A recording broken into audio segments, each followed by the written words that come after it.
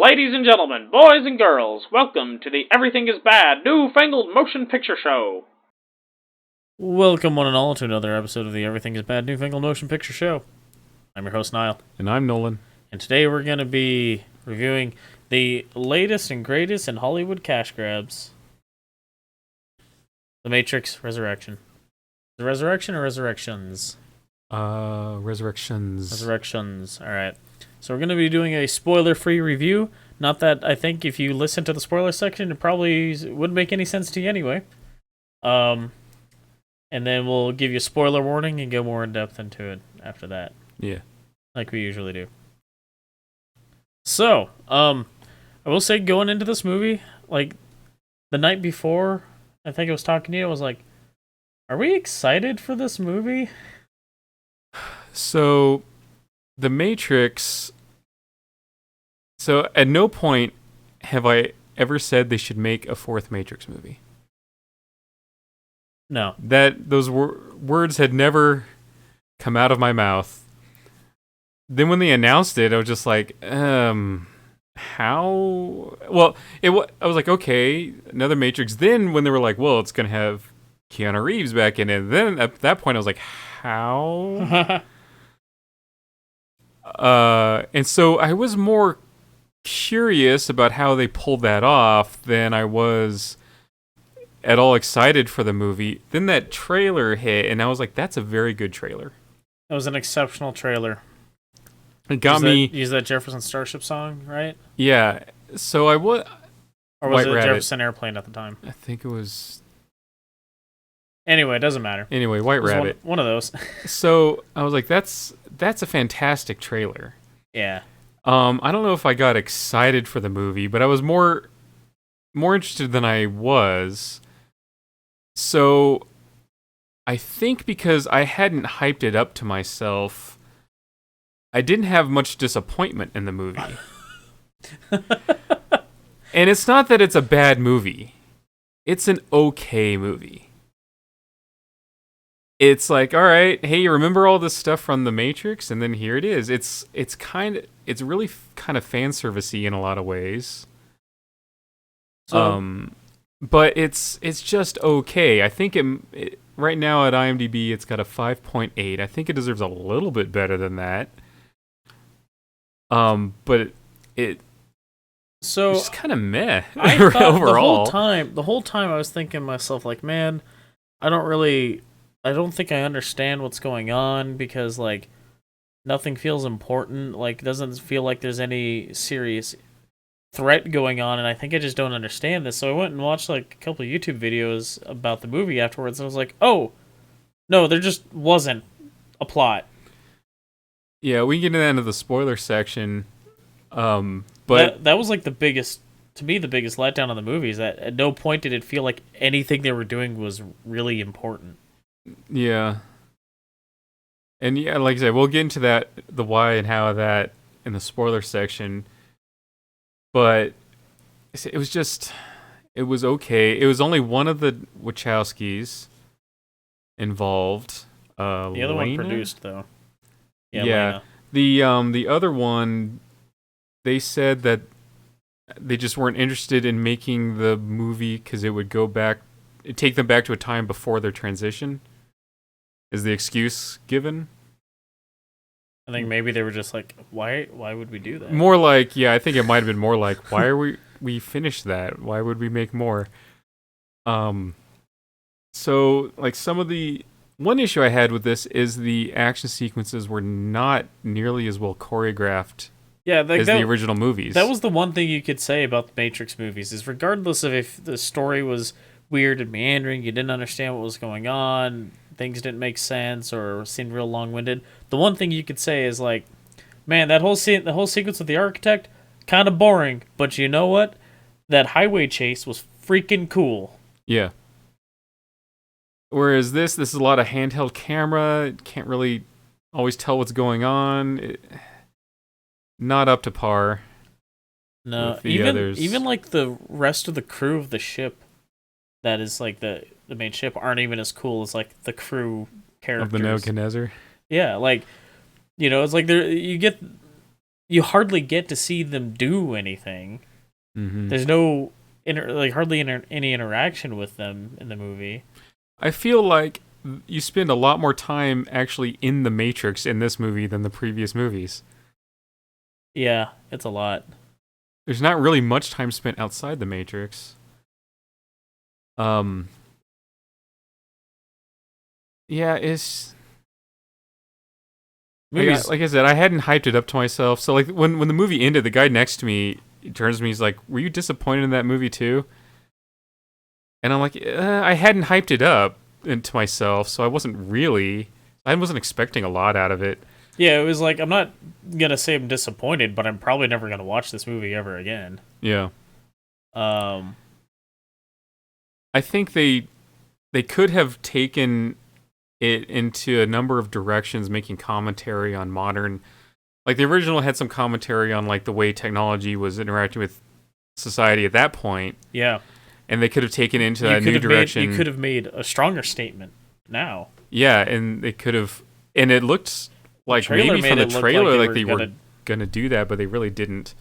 Yep. And there's just a number of things I would have done differently that could have made the movie a little better. And like I said, I'm not saying it's a bad movie, it's just sort of an okay movie. Bumping the mic there. It certainly not up to the level of the original movie. No, I mean, that original movie is an exceptional movie. That's lightning in a bottle. Yeah. Sort of movie. Well, they were also had never intended to make sequels to that movie. Yeah. When they made it, the sequels were not intended. Those sequels came fast. Yeah. Well, they shot the two of them back to back, so they came out less than a year apart from each other, right? Yeah. As I recall. Like, they shot it all simultaneously. Yeah, I don't know what else to say about it. It's just... I cannot recommend this movie, though. I would say honest. Go see Spider-Man. Go see The Kingsman. Yeah. Like, despite all the problems... Seeing 2 is doing better than this movie. Despite all of the... Well, it's the only like, kids... That's true. Friendly movie going on right now, so... That's true. So it's kind of like an outlier in that sense. Yeah. So...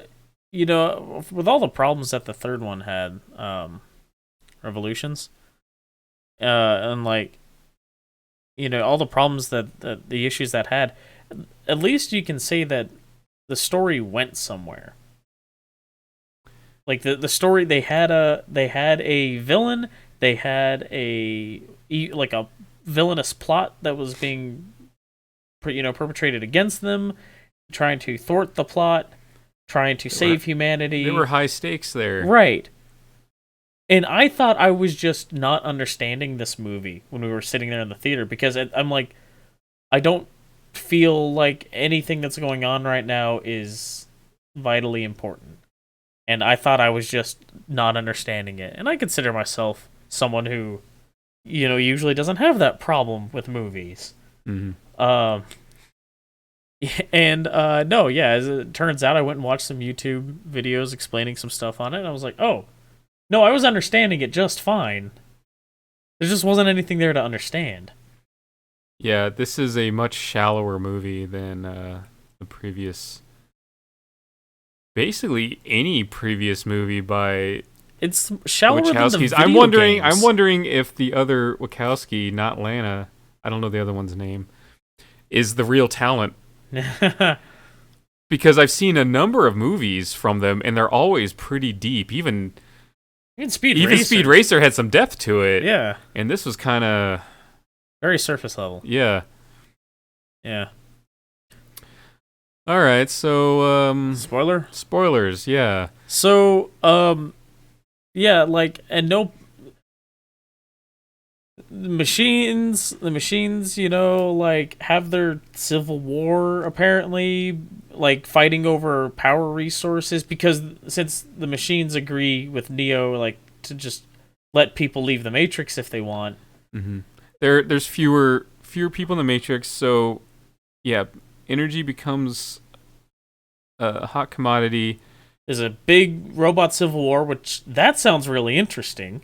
Yeah, some of the machines actually join the side of humanity, and when all the dust settles, you have the machines over here and you have humanity over here, and they're in a cold war. Yep. Basically, like there's no active fighting.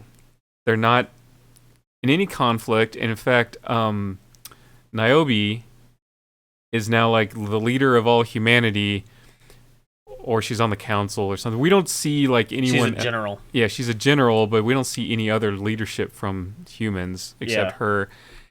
And she's like in the state like we don't want to do anything to set the machines off. So you're like, all right, what are they? So the crew of this hovercraft or whatever they call them, they're for a reason. They're looking for Neo. We're sure he's alive. Basically, just because they're a bunch of fanboys that want to meet him. Yeah. So as it turns out, yes, the machines kept Neo and Trinity alive because they found that if the two of them are pining for each other but can never actually be together, they generate a lot more energy. So there's this new matrix formed by the analyst, who's Neil Patrick Harris, and he sets things up and manipulates everything so that they will like meet but can't be together. Like she's got a husband and children and whatever. Also, they gaslight Neo because he has all these memories that are the first 3 movies, and so within this new Matrix, he is a video game developer who created a trilogy of video games that was the Matrix trilogy. And they tell him, yeah, these memories you're having, it's because you have a mental condition where you have a hard time differentiating between reality and fiction. So these video games that he made up, he remembers as memories because he thinks he lived it. But he didn't really, so that's why he's seeing this therapist, the analyst who's keeping him in this condition. And feeding him blue pills. And feeding him blue pills constantly. So then, like, he makes a little sub So program, Neo makes like a sub matrix within the matrix, which is, as far as he's concerned, he took the engine that was the Matrix video game and made a little tiny level that he's experimenting with AI development within. Yeah. And that's where the new Morpheus comes from. That's why he's a different actor. Because this is... It's like 60 years after it's the Battle 60 of years Zion. after that. And so the crew of this ship, they find this little Matrix, sub-Matrix, and it's basically recreating events from the first movie. From the opening of the first movie. The opening of the first movie, and the captain manages to pull this agent out of, or wake him up so he becomes Morpheus, and then it's this whole... That part felt kind of contrived. Yeah. Weird. So now he's like, well, now I'm fighting for the humans. He fights for the users. And, yeah, so they're like, well, we got to get Neo out. I'm like, I guess because he's technically enslaved, but like your real reason is just you want to meet him?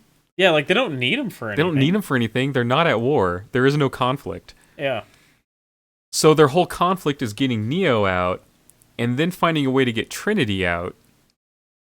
And the analyst is trying to stop that because it will screw up their power harvesting if they do that. Yeah. And so that's the conflict. It's just like, hey, I'm going to really get my ass chewed out by my superiors if you do this. Please don't do it. Yeah. You know, and that's like, is there a war with the machines they're trying to end? No. There is no conflict with the machines. Yeah, so That's what we mean by like it just felt like it was. It was super low stakes. Yeah, and like I don't know, like there was a little bit of like the Matrix like flipping while running while shooting sort of stuff, but none of the cool like kung fu fighting stuff. Like there was no fight choreography to speak of. No. Keanu Not any Reeves cool gun just fu stuff. yeah, I mean Keanu Reeves does this like energy blast thing with his hands. I mean, it was like watching Geralt use Ard in The Witcher. Yeah. The whole time I was like, because I just finished watching that, and I was like, oh, it feels like The Witcher signs. Yeah. Because he blocks things, and then he like has this like the same shield he pushes outward as like a yeah, and he uses it force. a lot. I don't think he ever picks up a gun. No.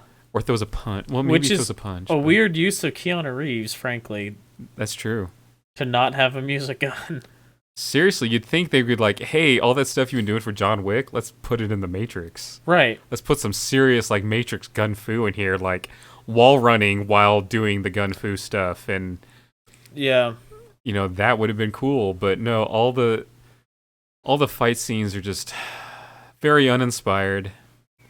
Yep. Some of them are pretty hard to follow along. There's one where it's just like, hey, out of nowhere, the Merovingian's a hobo, and he. He's like king of the hobos. It's like King of the Ho. He's like all scraggly and like crazy looking, and he attacks them. It was weird. And then Neo's like business partner turns out to actually be Agent Smith reborn, like hiding. Well, I think the idea was he changed his appearance to hide within the Matrix. Yeah, but like, I mean, I thought the whole point was he like that the machine god or whatever President Machine at the end of the third one like purged him completely or something. I thought like that was part of resetting the Matrix. Was that like wasn't that? It's been a long time since I've seen that third one, so I might be getting this wrong. But I kind of recall there was like we're gonna reset the Matrix, wipe out everything, and we're just gonna not put Agent Smith in it. Right? Yeah, that could be it. Was there something about like when the machines like rebuilt Neo and stuck him back into the Matrix, like that formed Smith? Was that at any point part of it? Could be. Maybe? I don't know. I don't know. I fell asleep for about 5 minutes in the middle of this movie too. Yeah, but I don't think they mentioned it in that 5 minutes, whether that was the case. Also, all the machines that are on the side of the humans are kind of doofy looking. Yeah. There's this one that looks like a cross between Mothra and Toothless from How to Train Your Dragon. That is like the thing that carries around. So the little girl from the Matrix sequels, the program, that's the little girl, the Indian girl, is like grown up now, and so she's like inside this Mothra Toothless machine. Yeah. And she's vital to getting Trinity out. As like stupid sounding as what you just said is, it's 100% accurate. So yeah, and then instead of agents anymore, they just got this thing where like people just, it's this like zombie mode, like everyone just people just get taken over, and they just throw themselves bodily at whatever threat to the Matrix is perceived. And it's unclear, at least to us, if they might have mentioned if those were people or just programs in the Matrix. Because it feels like there's a lot of programs within the Matrix that are just there to ensure that things are running smoothly and that the humans follow the trajectory that the machines want them to follow. Yeah. And so, yeah, it's like, who knows who's real and who's a program in this world? Whereas, like before, it always been implied that almost everyone was human, and there's very few machines that are. I mean, there were also programs in the original Matrix that were there for specific purposes. Yeah. But so there's also and it was did not like that like chase scene at the end where they're all like hundreds of people like trying to kill Neo and Trinity. Yeah. I was like, this is boring and dumb. It was pretty boring. I was just sitting there like, can we just end this already? I'm over this. And then also there's like this whole thing in there where they got to make Matrix 4 the video game within the movie, Oh, yeah. and they're like our corporate overlords, Warner Brothers. Neo's boss is Or Smith. it's technically his business partner, but he's like the business side of things, and Neo's the creative side of things. And he's like, look, Warner Brothers is gonna make this video game whether you're part of it or not.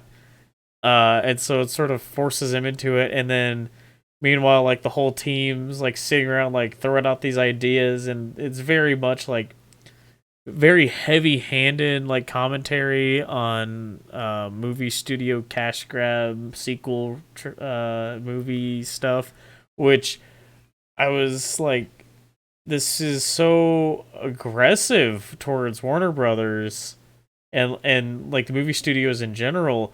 But then also you were saying that Lana Wachowski said in an interview or something that this was like some way of coping for the death of her parents. Yeah, her parents had both died within a few months of each other.